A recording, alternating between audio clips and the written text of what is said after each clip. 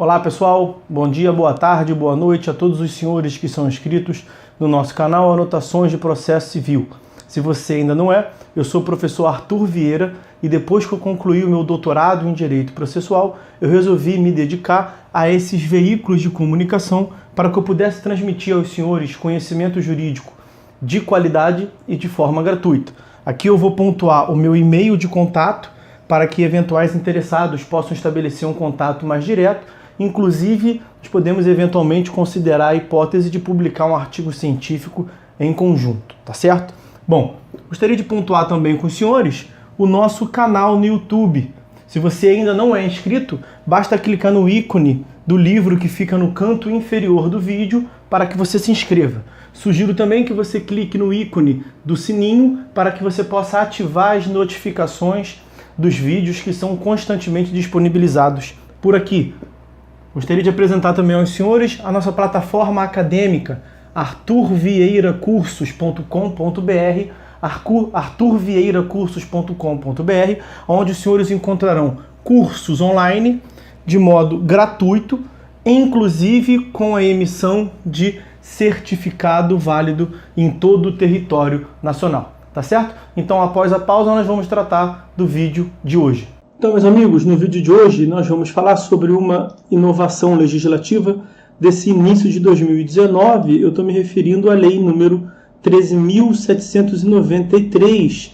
Ela é desse início mesmo de 2019, do dia 3 de janeiro de 2019. Essa lei ela se refere à autorização para que os advogados consultem autos judiciais eletrônicos, mesmo sem procuração juntada aos autos. Bom, na verdade, não há aqui uma substancial, uma grande novidade prática.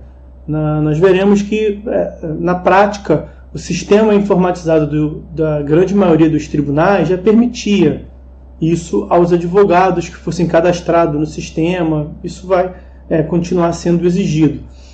O que nós temos aqui, na verdade, é uma inovação normativa. Isso passou a ser previsto no nosso ordenamento jurídico. É sempre bom que a gente acompanhe o evoluir, a evolução do nosso sistema normativo. Então, olha lá, a Lei 13.793, de 3 de janeiro de 2019, altera as leis 8.906 de 94, que é o Estatuto da OAB. Esse é o Estatuto da OAB.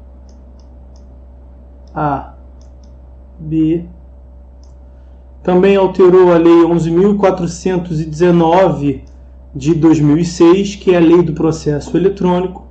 Também alterou a Lei 13.105, que é o nosso digníssimo CPC. Bom, para assegurar a advogados o exame e a obtenção de cópias, e atos, cópias de atos e documentos do processo e de procedimentos eletrônicos. Cópias e atos de procedimentos eletrônicos. Tá certo, senhores? Bom, vamos lá. Vamos iniciar pelo Estatuto da OAB. O Estatuto da OAB é a Lei 8.906 de 94. O artigo 7º do Estatuto da OAB trata sobre os direitos do advogado, as prerrogativas, os direitos dos advogados. E lá no inciso 13, ele já dizia assim, examinar em qualquer órgão dos poderes judiciário e legislativo ou da administração pública em geral, autos de processos findos ou em andamento, mesmo sem procuração, quando não estiverem sujeitos a sigilo. Essa parte aqui é importante, quando não estiverem sujeitos a sigilo, porque se estiver sujeito a sigilo ou segredo de justiça, aí cai por terra essa autorização, para que sem autorização, sem procuração, ele tenha acesso.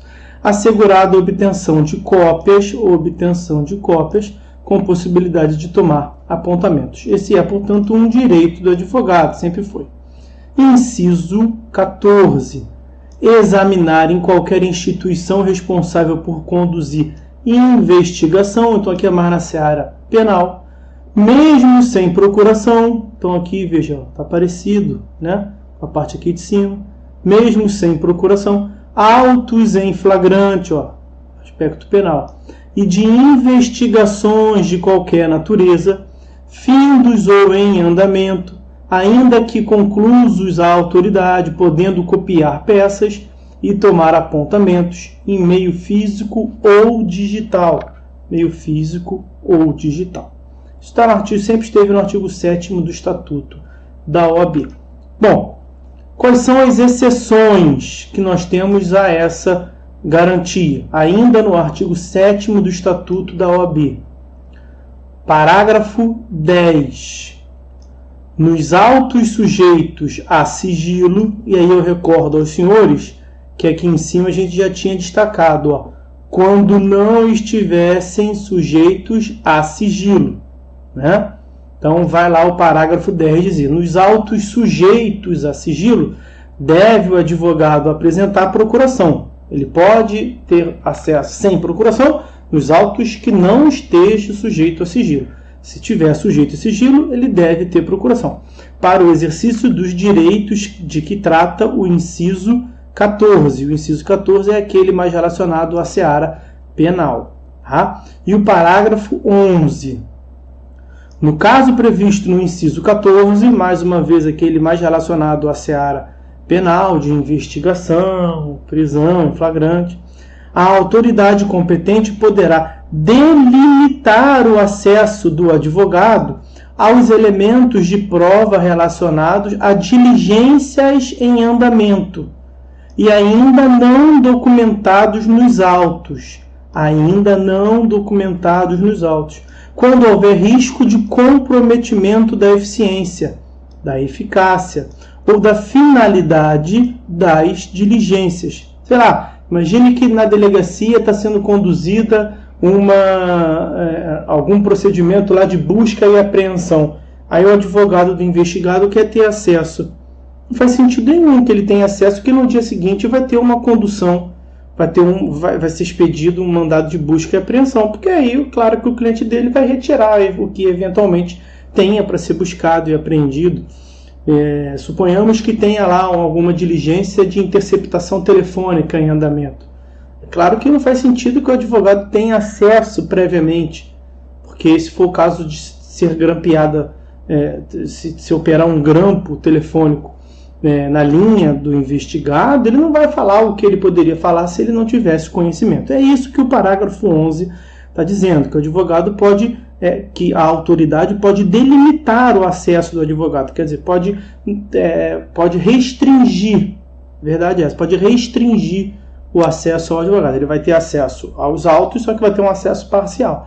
A diligência que estiver em andamento, de modo que, se ele, advogado, tiver acesso à inteireza, à integridade da investigação que está em curso, esse acesso, essa ciência prévia dele e, eventualmente, e por consequência, do seu cliente, vai colocar em risco, vai comprometer a eficiência, a eficácia e a finalidade das diligências, a autoridade competente pode restringir esse acesso. Tá? Mas veja, até agora não teve novidade dessa lei. Agora vamos lá. A novidade está aqui, meus amigos. Olha lá, parágrafo 13, que foi introduzido ao artigo 7º do Estatuto da OAB.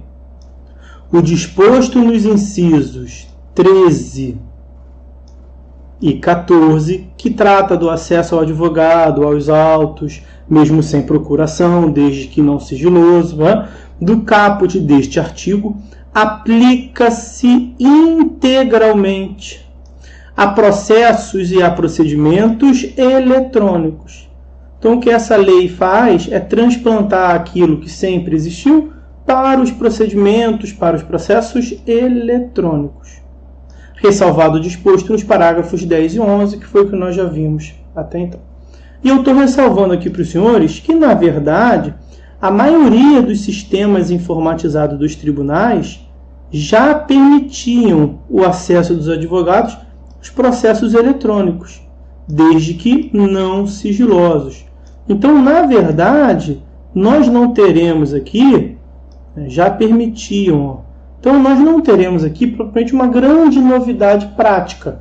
É claro que nos tribunais que restringiam esse acesso e exigiam procuração, aí nós eventualmente teremos uma novidade prática.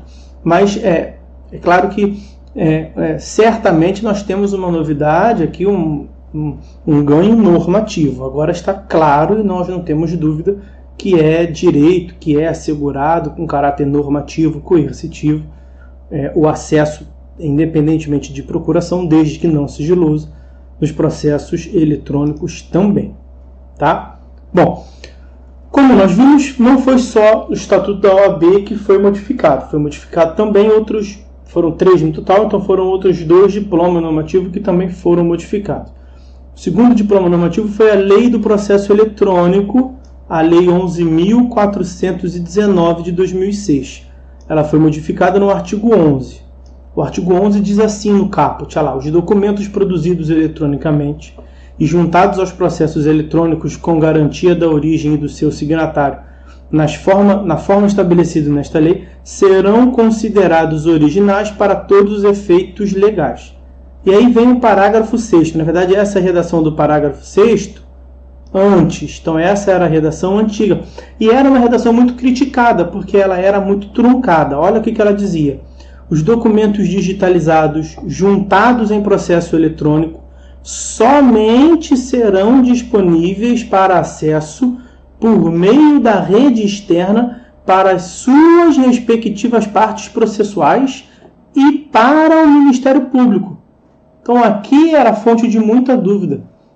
Dava a entender que somente tinha acesso àquela documentação juntada as partes do processo, as partes processuais e, eventualmente, o Ministério Público, respeitado o disposto em lei para as situações de sigilo e segredo de justiça, que poderia, no caso, restringir. Mas, na verdade, a doutrina ampliava, dizia que essa redação era truncada e estava equivocada. E aí, atualmente, nós temos, portanto, a nova redação, que foi modificada por essa lei, a Lei 13.793 de 2009, que veio para clarear. Então, a redação atual é essa que está aqui. E a redação atual desse parágrafo 6º, e foi introduzido também o parágrafo 7º, como nós veremos, a redação atual do parágrafo 6º diz: os documentos digitalizados, juntados em processo eletrônico, até aqui está igual. Aí já começa a mudar, não diz mais somente estarão, diz estarão disponíveis para acesso por meio da rede externa pelas respectivas partes processuais, pelos advogados, olha só, não é só pelas partes do processo, pelas partes processuais, pelos advogados, não é pelos advogados do processo, pelos advogados, e complementa, independentemente de procuração nos autos, aí continua, pelos membros do Ministério Público, pelos magistrados, sem prejuízo da possibilidade de visualização nas secretarias dos órgãos julgadores,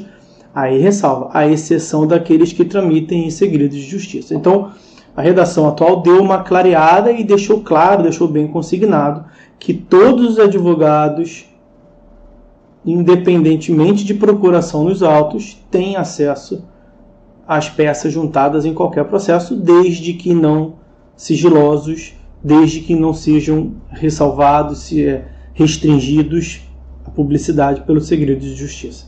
E foi introduzido também o parágrafo 7º. O parágrafo 7º assim dispõe: os sistemas de informações pertinentes a processos eletrônicos, os sistemas processo eletrônico, devem possibilitar que advogados, procuradores e membros do MP, do Ministério Público, cadastrados, então vai ser necessário realizar um cadastro, cadastrado, mas não vinculados a processo previamente identificado.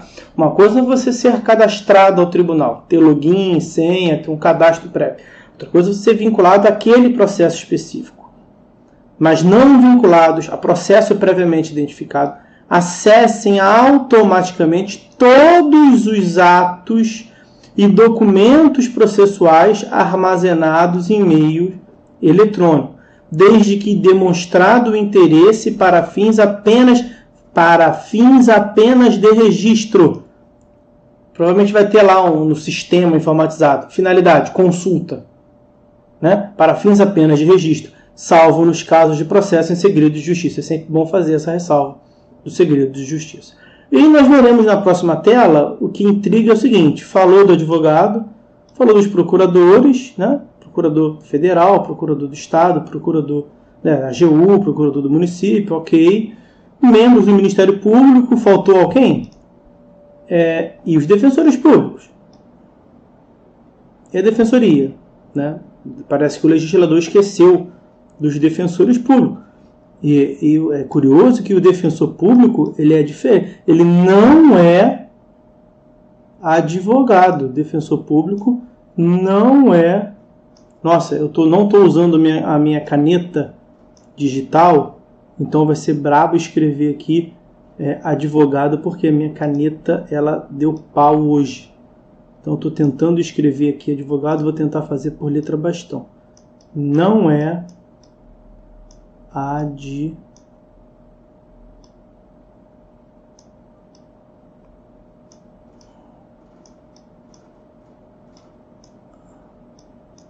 Nossa, assim, a chance de sair é assim, gente.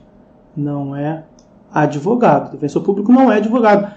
O máximo que ele pode ser é assemelhado, ter as prerrogativas para uma interpretação extensiva. E se a gente for lá ao artigo 134 da Constituição, né? A Defensoria Pública é a instituição permanente essencial à função jurisdicional do Estado, incumbindo-lhe como expressão e instrumento do regime democrático, fundamentalmente, a orientação jurídica, a promoção dos direitos humanos e a defesa, em todos os graus, judicial e extrajudicial, dos direitos individuais e coletivos de forma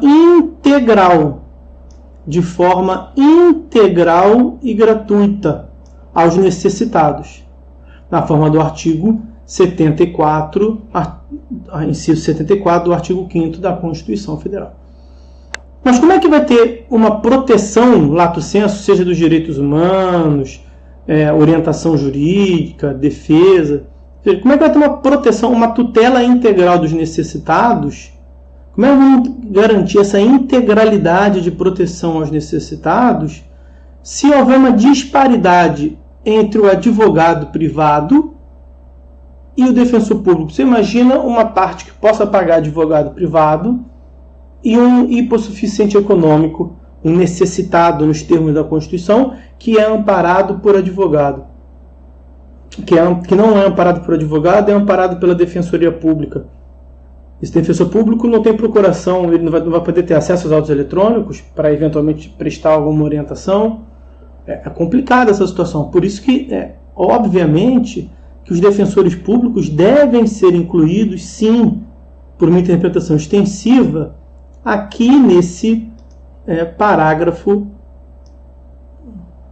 7º da Lei 11.419. Então, vamos lembrar do artigo 134 da Constituição Federal e dos digníssimos defensores públicos. Tá, meus amigos? E aí, por fim, para encerrar, o último diploma que foi alterado foi o Código de Processo Civil, a Lei 13.105 de 2015. E aí lá o artigo 107 do CPC trata de alguns dos direitos do advogado. O advogado tem direito a. E logo no inciso 1º diz lá, examinar em cartório de fórum, secretaria do tribunal, mesmo sem procuração, e vai repetir em grande medida o que já consta do Estatuto. Autos de qualquer processo, independente da fase de tramitação, assegurados a obtenção de cópias e o registro de anotações, salvo na hipótese de segredo de justiça, nas quais apenas o advogado constituído terá acesso aos autos. Então, veja, o artigo 107, inciso 1º, ele é assemelhado ao que já consta do Estatuto da OAB. Não é isso que nos interessa nesse momento. O que interessa, tem de novo aqui, o que foi introduzido é o parágrafo 5º, que vai fazer uma referência tão somente aos autos eletrônicos. O disposto no inciso 1º do caput desse artigo aplica-se integralmente a processos eletrônicos.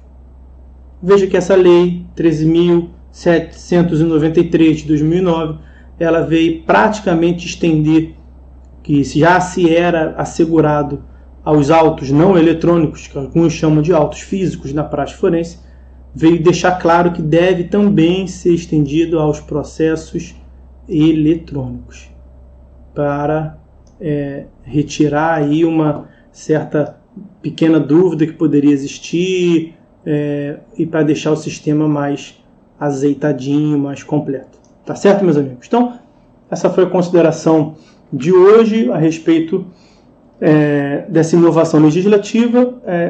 Pretendo, nesse ano, fazer mais análise sobre inovações legislativas para ampliar o aspecto do nosso canal no YouTube, da nossa plataforma acadêmica. Sigam aí o nosso canal, a nossa plataforma acadêmica está ganhando corpo. Bom, espero que estejam gostando, fiquem todos com Deus e até uma próxima. Um abraço, gente.